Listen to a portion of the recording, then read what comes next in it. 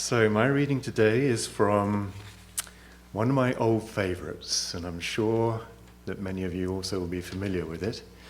It's called Zen in the Art of Motorcycle Maintenance. And for those who are not familiar with it, it's a beautiful fusion, I believe, of Western and Eastern philosophies and metaphysics. It deals with the very uncomfortable space between rationality and irrationality. You could say genius and madness. And I think above all, it's an unassuming and self-effacing and humble meditation on what it is to be human. So I encourage people, if they hadn't read it, to do so. And if you haven't read it for a long time, why not read again with fresh eyes? So just before I start what I'm going to read, I have to give you just a little bit of insight, because the term quality comes up again and again. And what the author means by quality, he postulates that there are two types of quality. One is classic quality, and one is romantic quality. Both of them have as their core a feeling for the value, a feeling of value. Classic quality deals with the knowledge of external forms, you could say intellect, and romantic quality deals with the inside, the interior, self-knowledge. And he postulates that rather than being the result of what we perceive as our everyday conscious reality, that really it's the beginning of everything. What really counts in the end is peace of mind. Nothing else. The reason for this is that peace of mind is a prerequisite for perception of that quality which is beyond romantic quality and classic quality, and which unites the two, and which must accompany the work as it proceeds.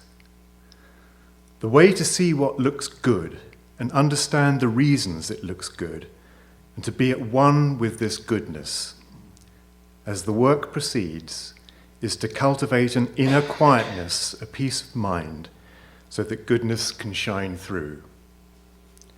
I say inner peace of mind. It has no direct relationship to external circumstances. It can occur to a monk in meditation, to a soldier in heavy combat, or to a machinist taking off that last 10,000th of an inch. It involves unself-consciousness, which produces a complete identification with one's circumstances.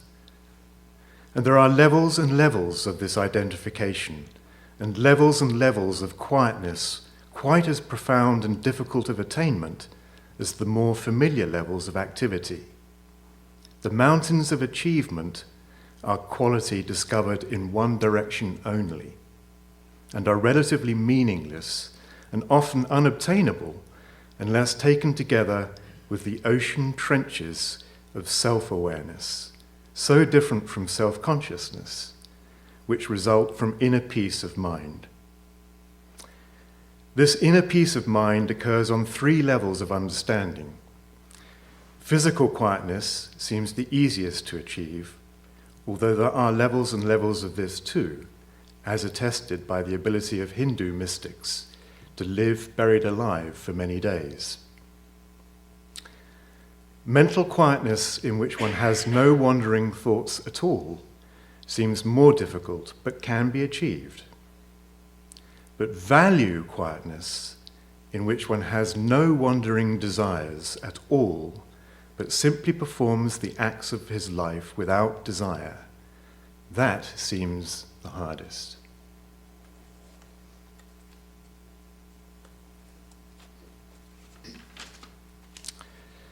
So, the thing to do when working on a motorcycle, as in any other task, is to cultivate the peace of mind, which does not separate oneself from one's surroundings.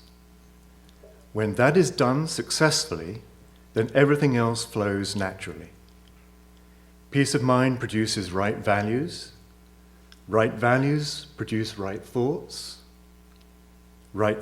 produce right actions, and right actions produce work, which will be a material reflection for others to see of the serenity at the center of it all. A material reflection of a spiritual reality. Thank you.